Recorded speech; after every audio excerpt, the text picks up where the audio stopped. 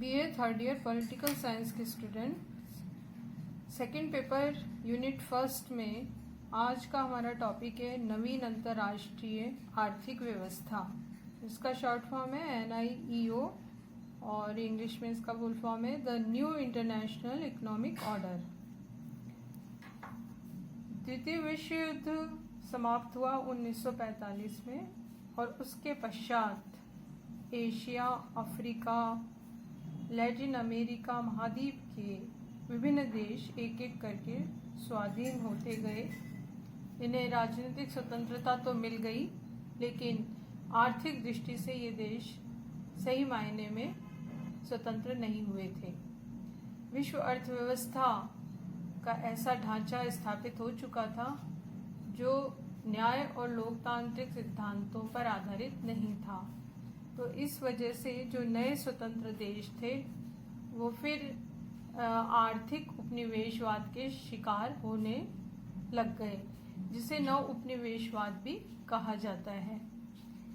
द्वितीय विश्व युद्ध के पश्चात या 1945 के पश्चात इस संबंध में सर्वप्रथम प्रयास किया गया ब्रेटन वुड्स में, और ब्रेटन वुड्स सम्मेलन का आयोजन हुआ 5 महाशक्तियों के द्वारा, जिसमें अमेरिका, सोवियत संघ, इंग्लैंड, फ्रांस और चीन ने मिलकर ये प्रयास किया कि कोई नई अंतर्राष्ट्रीय अर्थव्यवस्था स्थापित होनी चाहिए।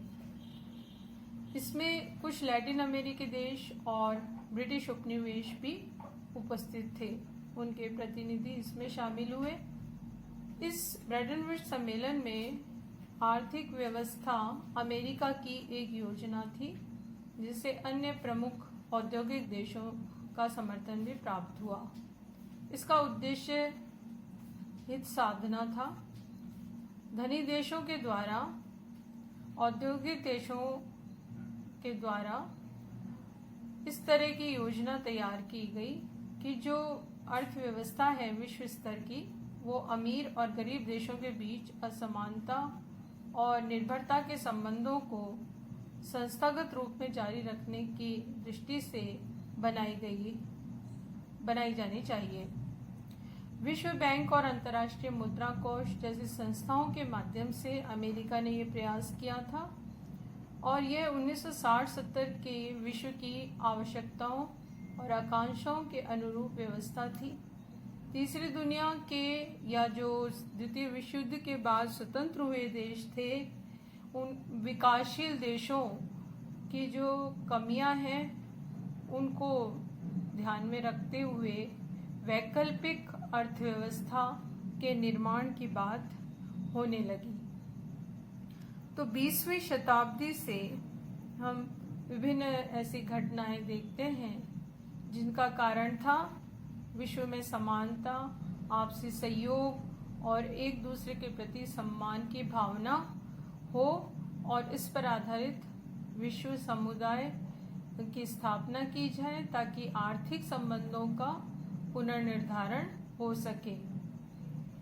इसमें सर्वप्रथम हम देखें तो सोवियत संघ में 1917 में साम्यवादी क्रांति हुई और एक नया युग प्रारंभ हुआ, समाजवादी युग, जो साम्राज्यवाद और पूंजीवादी व्यवस्था जो शोषण पर आधारित थी उसकी जगह समता और न्याय की अवधारणा पर आधारित व्यवस्था देने वाला था। दूसरी जो अगर हम स्थिति देखें तो वो थी 1940-50 की समय की, जब समाजवादी राज्यों की संख्या में वृद्धि हुई, विश्व में समाजवादी दुनिया का विस्तार हुआ और ये उपनिवेशवाद के विरोधी थे। विश्व व्यापार, आर्थिक संबंधों में समानता के सिद्धांत पर जोर देना चाहते थे। तो दूसरा जो प्रयास और विकास हुआ वो हम 1940-50 में समाजवादी राज्यों की संख्या में वृद्धि के आधार पर देख सकते हैं। तीसरा 1960 में जो विकासोन्मुख संबंधों का निर्धारण है वो देखा जा सकता है। 1960 में विकासान्मुख देशों के विकास समस्या को प्रमुखता दी गई और युद्ध के बाद उपनिवेशवाद साम्राज्यवाद के बंधन कमजोर हुए और अल्प विकसित देश राजनीतिक स्वतंत्रता के साथ आर्थिक स्वतंत्रता प्राप्त करना चाहते थे। इसलिए अंतर्राष्ट्रीय स्तर पर फिर परिवर्तन आया और विश्व अर्थव्यवस्था का क्रम आगे बढ़ा। फिर 1970 के दशक में एक नई अवधारणा आ गई और वो थी नवीन अंतर्राष्ट्रीय अर्थव्यवस्था, जिसको इस चैप्टर में हमें देखना है। नवीन अंतर्राष्ट्रीय अर्थव्यवस्था एक नई अवधारणा थी और संयुक्त राष्ट्र संघ के दस्तावेज और अन्य प्रमुख अंतर्राष्ट्रीय दस्तावेजों में भी इस अवधारणा का प्रयोग किया गया और इसका विश्लेषण किया गया है। इसे अंतर्राष्ट्रीय स्तर पर मान्यता दी गई है।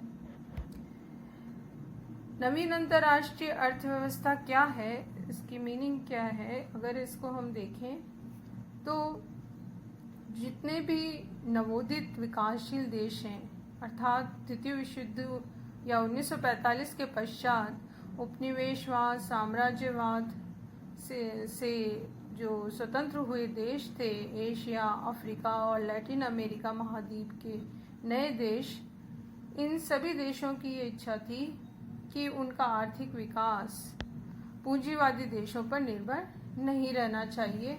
बहुराष्ट्रीय निगम उन्हें कच्चा माल उत्पन्न करने वाले उपनिवेश नहीं माने। विश्व आर्थिक व्यवस्था का संचालन एक दूसरे की संप्रभुता का आदर करते हुए बिना हस्तक्षेप के, और इन देशों में जो कच्चा माल है उस पर उत्पादक देशों का पूर्णाधिकार होना चाहिए।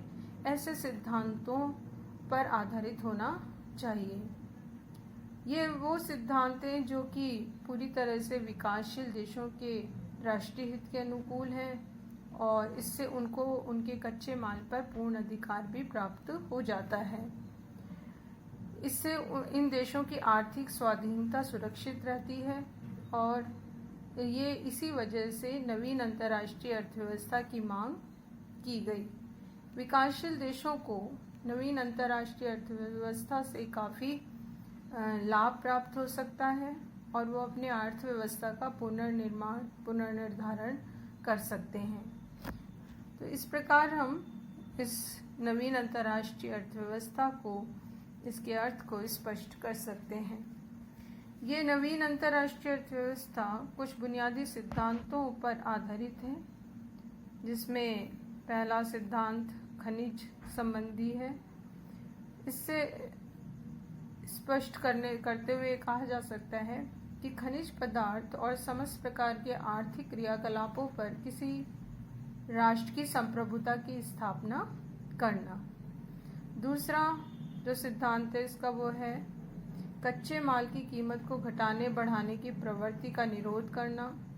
कच्चे माल और तैयार माल की कीमतों में ज़्यादा अंतर नहीं होना चाहिए। तीसरा जो सिद्धांत है वो व्यापार वरीयता के संदर्भ में है। विकसित देशों के साथ व्यापार की वरीयता का विस्तार होना चाहिए। चौथा विश्व मुद्रा से संबंधित है। विश्व मुद्रा व्यवस्था में सामान्यीकरण के ऊपर ये नवीन अंतर्राष्ट्रीय अर्थव्यवस्था बल देती है। पांचवा है निर्यात से संबंधित। विकासशील देशों के द्वारा उत्पादित जो भी निर्मित सामान है, औद्योगिक माल है, उसके निर्यात को अधिक से अधिक विश्व स्तर पर प्रोत्साहन दिया जाए। छठा तकनीक से रिलेटेड है। विकासशील देशों द्वारा विकसित देशों के मध्य तकनीकी उत्थान की खाई को पाटना, क्योंकि विकसित देशों के पास तकनीकी ज्ञान अधिक है तो वो विकासशील देशों के साथ शेयर करें ताकि उनको भी तकनीकी ज्ञान प्राप्त हो सके। सातवां वित्तीय ऋण से संबंधित सिद्धांत है। विकासशील देशों पर वित्तीय ऋणों के भार को कम किया जाए, क्योंकि अधिकांशतः विकासशील देश ऋण या कर्ज के बोझ तले दबे हुए हैं और उसकी वजह से उनका आर्थिक विकास अवरुद्ध रहता है, बढ़ नहीं पाता, विकसित नहीं हो पाता, तो उनके ऊपर जो बोझ है वित्तीय ऋणों के भार का वो कम करने का प्रयास किया जाना चाहिए। और 8वां सिद्धांत है बहुराष्ट्रीय निगम संबंधी, यानी बहुराष्ट्रीय निगमों की गतिविधियों पर समुचित नियंत्रण होना चाहिए। विश्व स्तर पर इस दृष्टिकोण से प्रयास होना चाहिए ताकि विश्व अर्थव्यवस्था संतुलित हो सके। ये सभी मांगे विश्वव्यापी हैं और विकासशील तीसरे दुनिया के राष्ट्रों के हितों के अनुकूल भी हैं। संयुक्त राष्ट्र महासभा ने मई 1974 में अपने विशेष अधिवेशन में इस नवीन अंतर्राष्ट्रीय अर्थव्यवस्था की स्थापना के लिए घोषणा और कार्यक्रम दिया था, पारित किया था, और एक नया जो ढांचा है, फ्रेमवर्क है, वो दिया। और इसकी स्थापना की मांग साम्राज्यवाद विरोधी मांग है। इसमें फ़ायदा एशिया, अफ्रीका और लैटिन अमेरिका के विभिन्न देशों को प्राप्त होगा और ये सभी देश इस नवीन अंतर्राष्ट्रीय अर्थव्यवस्था का समर्थन करते हैं। समाजवादी जो विचारधारा के देश हैं, उन्होंने भी इन सब मांगों का समर्थन किया है। इसलिए नवीन अंतर्राष्ट्रीय अर्थव्यवस्था एक ऐसी व्यवस्था है जिसको अंतर्राष्ट्रीय संगठन से मान्यता प्राप्त है, यानी कि यूएनओ से, और संपूर्ण विश्व के जो विकासशील और विकसित देशों के द्वारा भी इसको समर्थन प्राप्त है। इसीलिए इसे एक विश्वव्यापी व्यवस्था के रूप में देखा जा सकता है।